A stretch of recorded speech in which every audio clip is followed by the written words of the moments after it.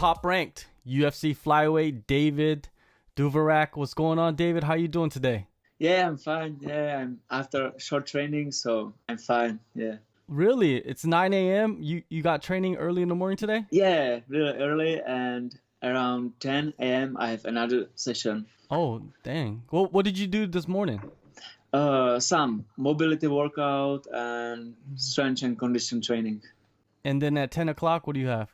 Uh, some weightlifting. Yeah, I have weightlifting Oh, okay. and around 6 p.m. I have shadow boxing and paddleboards and some boxing stuff. Yeah, So you're keeping a good schedule then, even with the coronavirus pandemic. yeah. Because I can train with just one coach, so I have private license with him, so it's good for me. No sparring, but I don't care. That's definitely, well, build your skill set, right? Yeah, because some people now they just relaxing because the gyms are closed, but I'm in training. All right. Well, let's before we get into the your career so far, I wanted to talk about your other career that you had as a chess player. Yeah, And I think that's so interesting. When did you start playing chess? I started when I was 6. It's really long time ago, and I started in a really small village because my father was chess player, and after a few years I started in bigger city, and I finished my career when I was 17. Yeah. And after that I start my MMA career. So, from the age of 6 to 17, you were playing chess. When did you figure out that you were really good at chess? No, I'm not so great player. I just play for fun, and I really every time I enjoy the time with chess. Yeah, but Did you ever compete? yeah. I have thousand chess matches, but Mhm. I never been great chess player. Were you ever ranked worldwide as a chess player? Uh, no, in the world, maybe in just Czech ranking and Mhm. around 20. Yeah, I'm not sure.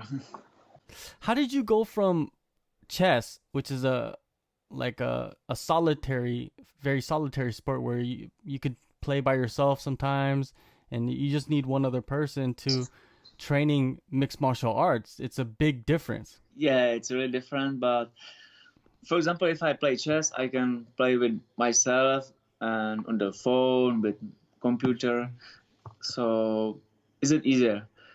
But MMA it's not so different because if I want to train some shadow boxing and some technique, I can train by myself. So it's a little bit similar. Yeah. How did you get into it? How did you first start? What did you start with? What martial art? Uh, just MMA. Yeah, first. Oh, Yeah, straight. yeah. Because the MMA and chess club was in the same building. So one time I visit training and I start my new career. So you knew instantly, like, I want to do MMA, or is it just a gradual thing? Yeah, I just saw training and I said, "Oh, that's good. I want to try this," and it was really good. How long did it take you to get your first fight? How long? My first fight before 10 years ago. Yeah, I think. Oh, Oh, so not too long after you started. yeah. After one year, maybe. Yeah, because I start around 2009, I think. So my first fight was 2010. Yeah, 10 years. Yeah, How long was time. that? Yeah. How was that experience? Your first fight, this first time stepping into the cage. It was strange because my coach called me, "Hey, I have a fight for you," and I said, "Okay, I will fight. I don't care about it because I have no idea what is it, professional fight, what is it, amateur fight. I just go fight and that's it." And I lost my first fight because I never had some amateur fight. It was my first fight and pro MMA fight, Wow. and Yeah, I yeah, yeah. So your first fight, you go there, you have no amateur fights, it's a yeah professional fight, no and you nothing. have no idea what's gonna happen. You Yeah, lose, but yeah. then you come back. What made you want to come back? Because a lot of people, when they lose their first fight, a lot of people give up. They don't want to fight anymore. They're like, oh, maybe this is not for me. Yeah, I lost and I really enjoyed the training. So if coach come again and told me about another fight, I said, okay, it was fun and I want to fight again. So you just kept fighting. Yeah, just fighting. Yeah.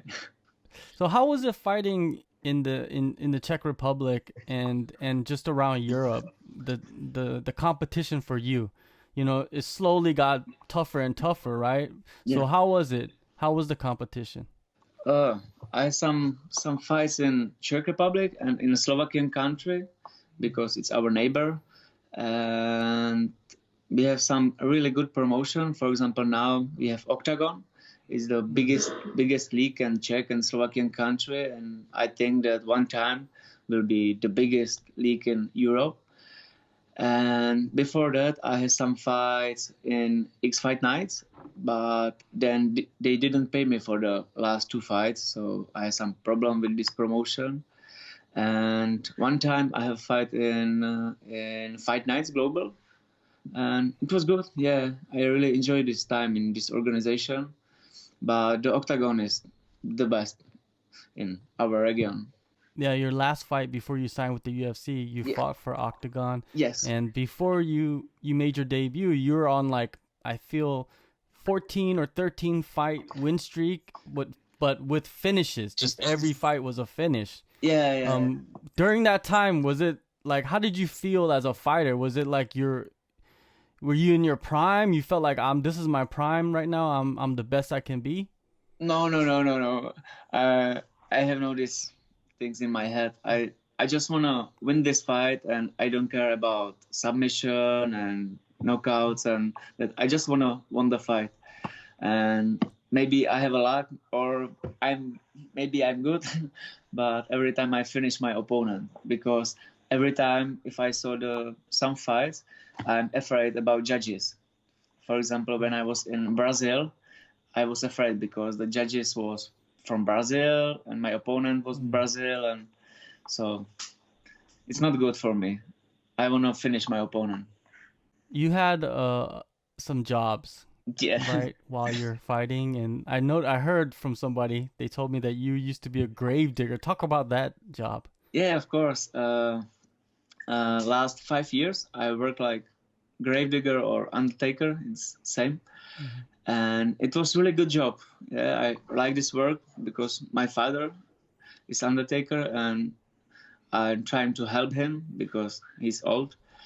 And it's a really good job for me because, for example, before a few years ago, I was a coach and I trained some people, but every time they told me some bullshit and they told me about their family and problems and everything, but a lot of question for me. But the dead people has no question. Yeah, dead people are cool, so it's nice work. Definitely. Yeah. So with that job, you get to work alone a lot, right? And maybe it's helpful for, just like you said, in other jobs you have to deal with people, personalities, and problems, but at that job it's just like you get to kind of relax a little bit, but you're working. Yeah, it's relaxed. Yeah, I'm working, but I'm relaxed. And after the job, I can go for the training and my head is clean. So it's better for me. All right. So, you're riding a big win streak. You get signed to the UFC. How did you get signed to the UFC? What's the story behind that? The story behind that, I was sick long time. For example, last 3 months before the contract with UFC, I was sick, and my last fight was cancelled because I had staphylococcus infection in my knee and in my elbows. And I came back to the training around January 2020, and after 1 or 2 weeks after that, the coach called me, I have a deal for you with UFC. It's short notice, 5 weeks before the fight, but I think that this offer is good. And I said, okay, I will fight in UFC, but I start training after this offer. Yeah, I was without training and short notice. Everything was really, really bad for us, but it was biggest chance for my career. Yeah, definitely. You're gonna go down to Brazil and face a Brazilian, which a lot of fighters don't want to do. Yeah. Like you said earlier, the judges. You know, if you go, you could win the fight and go to the judges, and it just anything can happen. Were you kind of worried a little bit? Yeah. After the fight was over, when the judges were announcing, or the ring announcer was announcing the results? Yeah. After the fight, I was really tired, but I was afraid. Yeah. Sure, I was afraid because he was Brazilian guy and Brazilian judges, so I was afraid. But I won it because I know that I won the second and third round, but I don't know how judges. Yeah. Well, there's a lot of people that are criticizing the judging everywhere, not just Brazil. You know, there's a lot of funny decisions by the judges, and a lot of the judges don't have the qualifications to judge a MMA fight. Yeah. But yeah, so you got the decision. After that, you're ranked 15th after your first fight. How does that feel for you? Yeah, it was awesome. You know, the debut, and I won the fight by decision. It was really awesome, especially after short notice fight. It was great for me. So since you're number 15, that means you want to fight a guy in the top 15, right? That's the next fight. It doesn't really matter who for you, but it's got to be somebody higher, right? Yeah, it will be hardest fight, but I think in my team, I'll be ready. You know, because we have time now. So in my last fight, I make a lot of mistakes, so we can improve everything. So I'll be ready for the next fight, and I want to enjoy all the fights in UFC. UFC Brasilia, it was like right at the beginning of the pandemic, and Yes. and I know that the Czech Republic was at that time, right? The Czech Republic had people getting sick, and even Brazil was starting to spread a little bit more. Yes. When you traveled back to the Czech Republic, was it very difficult to get through the airports and everything? No, it wasn't difficult. I think we met a lot of people with the, I don't know how to call it in English. Mask? Yeah, mask. Yeah, exactly. And after that, some friends pick up us and take us home, and everything was different because some gyms are closed and shops, everything was closed. For example, in Brazil, everything was open for us, but that was different. Yeah, now is all the gyms are closed just for the fighters, and for normal people it's closed. There was no quarantine for you when you got back? No, not for me, because the Brazil it's not of the list of the bad countries. Some of the fighters, they stayed like maybe 1 week longer in Brazil, and then I think the UFC told them to go back home because they could have a travel ban. They could close the borders. Yeah. So, but you left pretty quickly, right? Yeah, What, yeah. the next day? Yeah, 1 day after the fight. Yeah, really quickly, because we talked with some people from government, and they told us, go home. It's better for you, because some countries close the borders. Yeah, the borders. Yeah. They closed everything, so they told us, go home. When you look at the top 15, you know, I'm pretty sure there's some guys there that you want to fight. You know, there's some big names there that are still around, ranked. Like, who would you like to fight if you have a choice? Like, I want to fight this guy. This guy, he's in the top 15. I want to fight him. He's the next guy. Next guy. I don't know. I would like to fight with Henry Cejudo one time.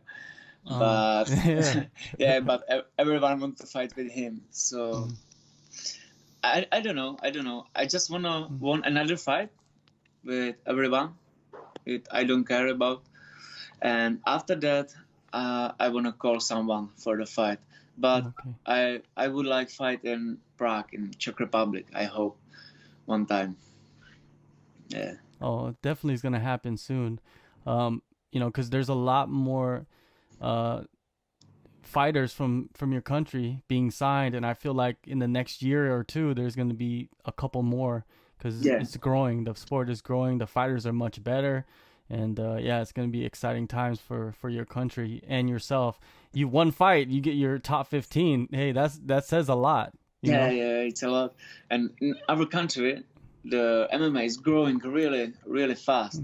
So I think that next year will be much, much better. There's no flyweight champion right now, right? Figueiredo, he missed weight. Yeah, he fought it really sucks. Benavidez, knocked him out. Nobody's a champion. Yeah. Is Henry Cejudo the champion still? Maybe, I don't know. Yeah. If you can choose, who do you think should fight for the title? For the title, I think Benavidez and Henry Cejudo, because Figueiredo missed the weight, so he's not champion. And I don't know what happened with him, but I really don't like people who miss the weight, especially over more than 1 kilogram. It's really a lot. So I think Jose Benavidez and Henry Cejudo. Maybe you could fight Figueiredo next. Maybe. Why not? Yeah. That's you beat him. That's like title shot right there. Yeah. After automatically, right? We can go for a title. Yeah. Yeah, in Prague. Why not? Yeah, why not? It will be awesome. You know, the flyweight division is becoming more exciting now. You know, you came along and you're representing Europe, your country, and you're very promising in the division. You got Manel Cape, the rising champion. He's gonna debut pretty soon in the flyweight division. Cody Garbrandt's talking about dropping down to 125. So there's a matchup right there. Yeah. Probably interesting to you. You know, you beat him. He's a former champion. Anybody wants to fight him, right? Yeah. So do you feel like right now it's like, hey, it's exciting right now for the flyweights, because 2 years ago they were talking about let's get rid of the flyweight division. Yeah, because for example, before 1 year ago, everyone talked about just flyweight division. Yeah, we wanna smash this division and we don't need flyweight. So now the flyweight is growing up, and yeah, I'm really enjoying this time. Finally, the flyweight is good. Yeah, and you're part of it. Now, Dana White talking about Fight Island. What do you think about that place? Yeah, it was a good idea, but I don't know. It's something like Mortal Kombat. I don't know how this will work. Just I want to buy some island and I will pick up the fighters and make some fights. I don't know how this will work, but the idea was good. Are you concerned about fighting during this time with the pandemic and people being sick, or you don't care if it's safe? You're gonna go to the island and fight anybody?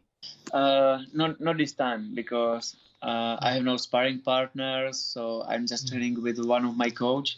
So now it's not possible for me, but maybe after a couple of months, the gyms will be open and I can go for the island. I'm not afraid from the disease because I know I'm fine. So why not? So you're not worried about the disease. You're just worried about the training. Yeah. Being prepared. Yeah, really. Yeah, okay. I worry about training because I'm in the gym with one coach. So that's not really good. But it's same for everyone, I think. So we could probably see you by the summertime back in the Octagon. Yeah. Fighting a top 15 guy. That's probably if you could have your choice, right, around that time. Yeah. I wanna one fight in this year, so maybe around summer or winter. I don't care, but I just want one fight. Yeah, sure. Yeah. And maybe after that, top 10. Yeah, definitely. Well, David, thank you so much for the time. Stay safe and be careful out there. And it's good that you're training and you have a good schedule, because some fighters, I believe, they're not doing that. I believe they're just sitting at home and they're just eating, right? And having a good time, and that's not good. Yeah, that's not good. Yeah, that's now it's my time. I want to be ready. Yeah, definitely. And I think that's the big difference right now is fighters who are like you, training, living their lifestyle the same. Yeah. When the virus and the pandemic's over and when the fights start again, those are the ones that are going to get the opportunity and big opportunities. Yeah. And the other guys, they're not going to be ready. Yes. So stay safe and be careful. And thank you so much. And next, when you get your fight announced, come back on the show. We talk about the fights and your training and everything. Okay. Thank you so much.